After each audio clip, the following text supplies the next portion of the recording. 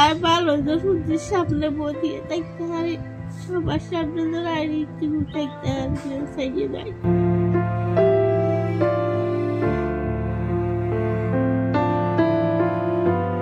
চট্টগ্রামের মিরসরাই উপজেলার পূর্ব অলিনগর বিশ্বটিলা গ্রামের পারুল আক্তারের জীবন যেন এক দীর্ঘ দুঃসহ লড়াইয়ের নাম।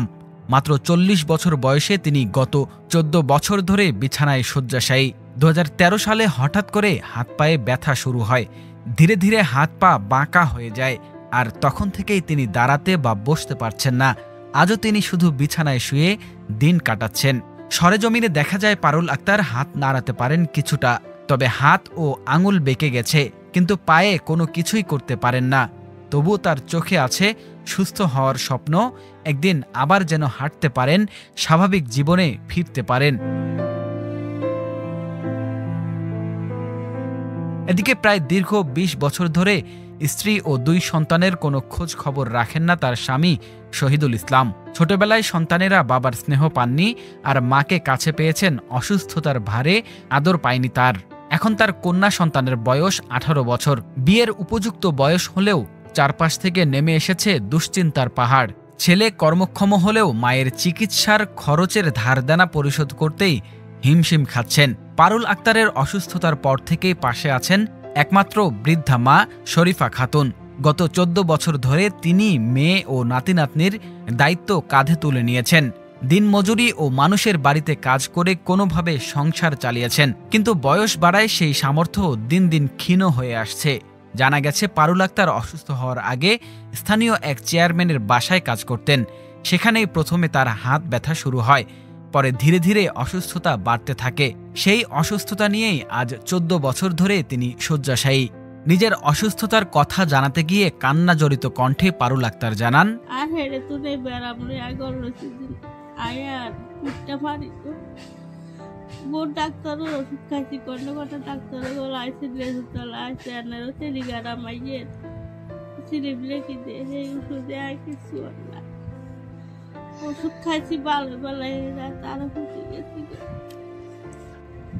আর সরকার শুধু ভালো ভালো আর ভালো সূর্যের সামনে বসিয়ে থাকতে হয়, সবার সামনে দাঁড়িয়ে একটু থাকতে হয়, সাইয়ে দেয়।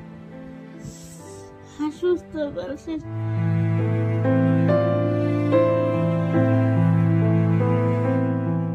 সবসময় পারুল আক্তারের পাশে থাকা বৃদ্ধা মা শরীফা খাতুন জানান,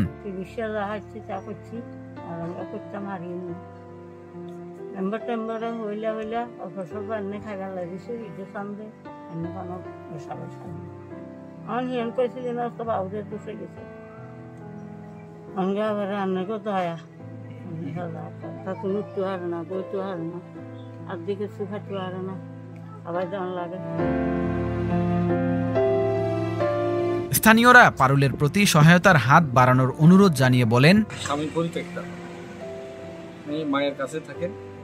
দীর্ঘদিন উনি শারীরিকভাবে অসুস্থ, ওনাকে চিকিৎসা করানোর জন্য ওদের কোনো টাকা পয়সা নেই, ওরা খুব অভাবী মানুষ। পারুলের মাও মানুষের বাসা বাড়িতে কাজ করে খায়, এবং এই মেয়ে নিয়ে, এই অসুস্থ এই মেয়ে নিয়ে মানবতা জীবনযাপন করতেছে। ওনার পা একেবারে অচল, হাত মোটামুটি নাড়াচাড়া করতে পারে, কিন্তু খাইতে পারে না, বসতে পারে না, চলাফেরা করতে পারে না। এই পরিস্থিতিতে আমি আমার এলাকার ব্যক্তি হিসাবে আমি চাই যে উনি ওনার স্বাভাবিক জীবন ফিরে পাক। ওনার 2জন ছেলে মেয়ে আছে, ছেলে মেয়ের মুখে হাসি ফুটুক, ওনার ছেলে মেয়ে নিয়ে ওনার জীবনটা সামনে এগিয়ে যাক।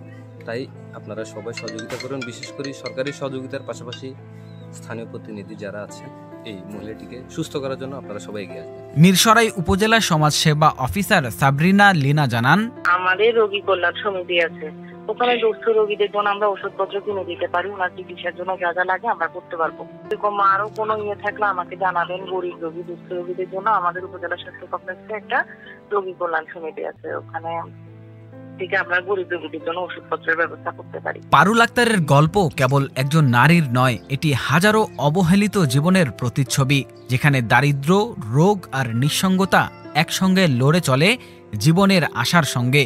14 বছরের এই শয্যাশায়ী নারী আজও বাঁচতে চান, নিজের পায়ে দাঁড়িয়ে পৃথিবীকে আবারও দেখতে চান। একটু সহানুভূতি, সামান্য সহযোগিতায় হয়তো আবারও হাঁটতে পারবেন পারুল আক্তার। ফিরে পাবেন জীবনের আলো।